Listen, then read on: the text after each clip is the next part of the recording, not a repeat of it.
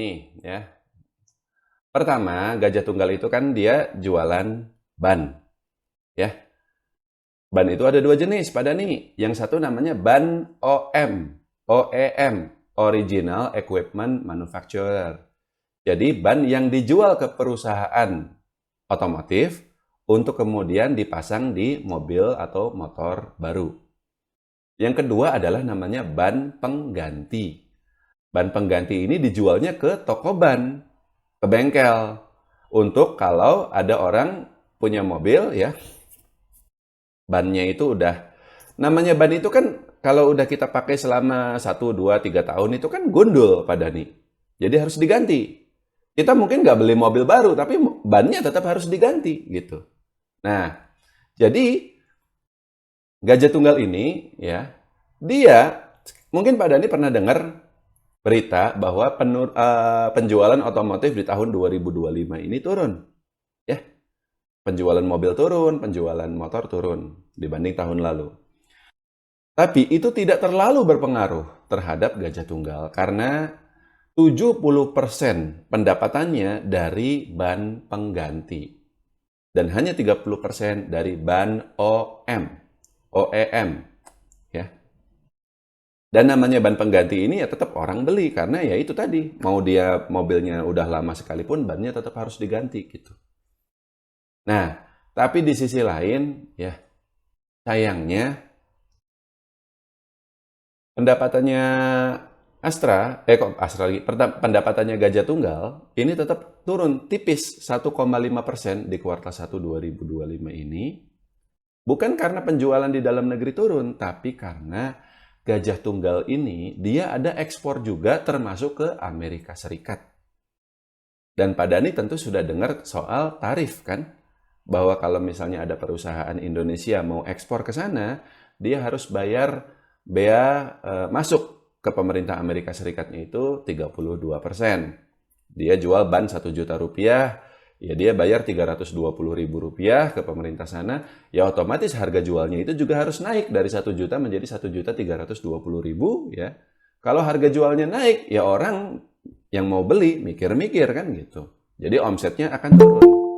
Nah, jadi karena itulah ya, karena 9% pendapatan Gajah Tunggal ini berasal dari ekspornya ke Amerika Serikat, ya berarti ada dampaknya dong ya. Jadi pendapatannya dia agak turun gitu. Nah, itu kabar jeleknya. Jadi kalau misalnya kita lihat perusahaan spare part yang lain ya, Astra Auto Parts, lalu ada DRMA, Dharma apa gitu perusahaan itu kinerja dia masih naik Pak, meskipun volume penjualan otomotif turun karena itu tadi namanya spare part ya, ban itu kan spare part ya, itu orang tetap butuh meskipun dia nggak beli mobil baru, karena mobil bekas itu ya tetap harus diganti spare partnya gitu. Nah, tapi untuk Gajah Tunggal ini karena dia ekspor ke Amerika itulah dia pendapatannya agak turun. Tapi kabar baiknya ya, sudah sejak di kuartal 1 kemarin, Gajah Tunggal ini kan dia itu ekspornya nggak cuma ke Amerika Serikat. Dia ekspor juga ke negara-negara lain. Ke Eropa, ke Timur Tengah, ke China, Jepang, dan seterusnya. Nah, nilai pendapatan di negara-negara ekspor di luar Amerika itu naik pada nih. Jadi kayaknya Gajah Tunggal mengalihkan ekspornya ke Amerika Serikat ke negara-negara lain tersebut. Ya sama lah kayak Cina, dia nggak bisa jualan lagi ke Amerika, ya dia akan jualan ke sini gitu. Jadi dia dealnya sama pemerintah kita ya. Kita pun mungkin akan ekspor lebih banyak lagi ke Cina gitu karena kita nggak bisa ekspor ke Amerika Serikat. Dan karena Gajah Tunggal ini sahamnya dimiliki 10% oleh Michelin namanya, perusahaan ban gede, tahu kan? Pada nih perusahaan yang paling gede di dunia itu kan ada dua ya, Bridgestone dari Jepang, satunya lagi Michelin dari Prancis. Nah, Michelin ini ada pegang saham di Gajah Tunggal. Jadi dia punya akses lah bahasanya lah, punya channel gitu untuk jualan di Eropa gitu. Dan itulah yang mereka lakukan. Jadi mereka sekarang jualan lebih banyak ke Eropa. Jadi menurut saya di kuartal 2 dan kuartal 3 nanti masih ada kemungkinan, masih ada peluang pendapatannya naik lagi gitu.